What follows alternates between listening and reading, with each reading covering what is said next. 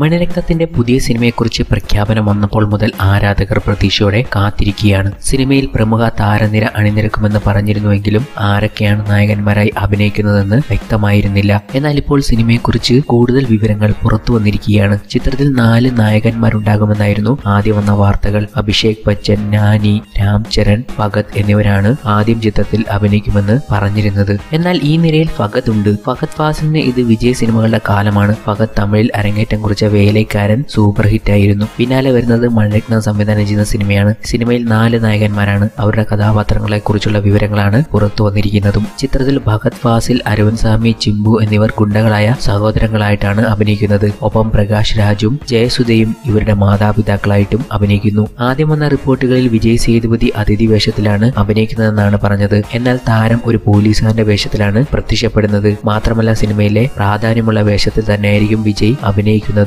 Big ബജറ്റിൽ ഒരുക്കുന്ന സിനിമയുടെ ചിത്രീകരണം ഈ വർഷം ആരംഭിക്കുമെന്നായിരുന്നു പറഞ്ഞിരിക്കുന്നത്. AR റഹ്മാനാണ് ചിത്രത്തിന് സംഗീതം ഒരുക്കുന്നത്. മണിരത്നത്തിന്റെ സ്വന്തം നിർമ്മാണ കമ്പനിയായ മദ്രാസ് ടാക്കീസ് ആണ് ചിത്രം നിർമ്മിക്കുന്നത്. ഫഹദ്, വിജയ് സേതുപതി, അരവിന്ദ് സ്വാമി, ചിമ്പു എന്നിവർ കേന്ദ്ര കഥാപാത്രങ്ങളെ അവതരിപ്പിക്കുമ്പോൾ ജ്യോതികയും ഐശ്വര്യ രാജേഷുമാണ് നായികമാരാകുന്നത്. കാസ്റ്റിംഗിലും ബാക്ക്ഗ്രൗണ്ടിലും മുൻപ് വൻ സെറ്റപ്പിൽ വന്ന പലർക്കും ദഹിക്കാതെ പോയ രാവണന്റെയും ആയുധ എഴുത്തിന്റെയും അവസ്ഥ ആവാതിരുന്നാൽ മതിയായിരുന്നു എന്നാണ് പ്രേക്ഷകർ ഇപ്പോൾ പറയുന്നത്.